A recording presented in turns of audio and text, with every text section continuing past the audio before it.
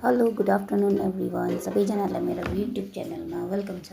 अन्त म चाहिँ आजकल 2-3 दिन भयो भिडियोजहरू बनाउन थालेको। एक्चुअली मेरो एकाउन्ट त पहिलाकै हो कि तर मैले भिडियोजहरू टाइमै पाएको थिइनँ नानीले गर्दा। अन्त अहिले 2-3 दिन भयो मैले भिडियोजहरू पनि अपलोड गर्दैछु।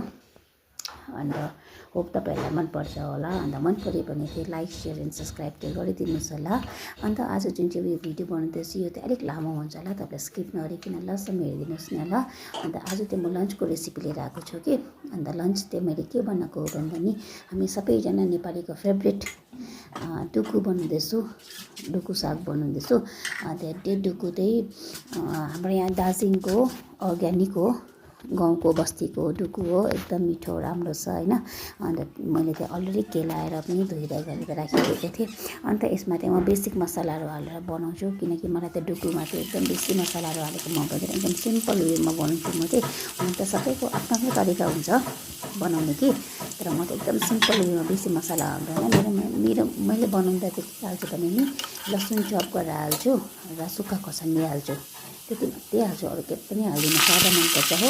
अन्त बेसी चाहिँ मैले धोएर गरेर हाल्छु, हेर्नुहोस् बेसीको कलर पनि कस्तो राम्रो आएको छ हो। अन्त सबैजनालाई मनपर्छ यो त।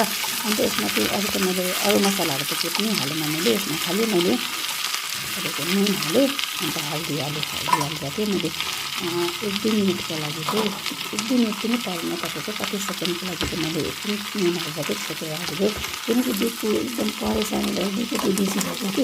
अन्त मलाई चलाउनु पनि यस्तो अप्ठ्यारो हुँदैथ्यो। अन्त त्यसलाई अब पहिला छोपेर राखेको त अलिक कम्ती हुन्छ नि त, अलिक घट्छ कि, त्यहाँदेखि त चलाउनु पनि मलाई सजिलो हुन्छ भन्दा चाहिँ मैले त्यसलाई एकछिन छोपेर राखिदिएको थिएँ होइन। अन्त छोपेको एकछिन 30 सेकेन्ड बादमा चाहिँ मैले हेरेको चाहिँ त्यो पुरै घटिसकेको मजाले हो। अन्त त्यहाँदेखि मजाले त्यसमा चलाएँ। अन्त यसमा चाहिँ मैले कुन चाहिँ तेल हाल्यो भने सरसको तेल बनाएँ। खानेतेल हाल्दा चाहिँ सब्जीहरू बनाएको साह्रै मनपर्छ, मिठो लाग्छ हो। अन्त डुकु पनि मेरो बेसी भुटेन, मलाई कडक पनि मनपर्छ, त्यो ठट्टै जस्तो सागहरू चाहिँ ठट्टै पकाउँदा पनि पनि हुँदैन, कतिजनालाई कस्तो मनपर्छ है। तर मलाई चाहिँ अलिक कडक खाएको पनि डुकु मनपर्छ। अन्त यो चाहिँ मैले एकछिन मात्रै चलाएँ, एकछिन 1-2 मिनट चलाएँ, सबै गरेको त्यो छोपेर राखेको पानीले सबै सुक्यो। त्यहाँदेखि मजाले तेलमा भुटेर चाहिँ अन्त मैले छोपेर चाहिँ राखेको थिएँ। अनि तपाईँलाई पनि कस्तो लाग्यो मलाई कमेन्ट गरेर भन्नुहोस् ल। अनि तपाईँलाई यस्तो भिडियोजहरू चाहिन्छ भने म अझै भिडियोजहरू हाल्छु। अन्त तपाईँले भन्नुहोस् होइन कस्तो तपाईँलाई भिडियोजहरू चाहिन्छ भने म त्यही हिसाबले तपाईँलाई भिडियोजहरू हालिदियो। अन्त थ्याङ्क यू तपाईँलाई मेरो भिडियो हेरिदिएकोमा, thank you so much, bye by.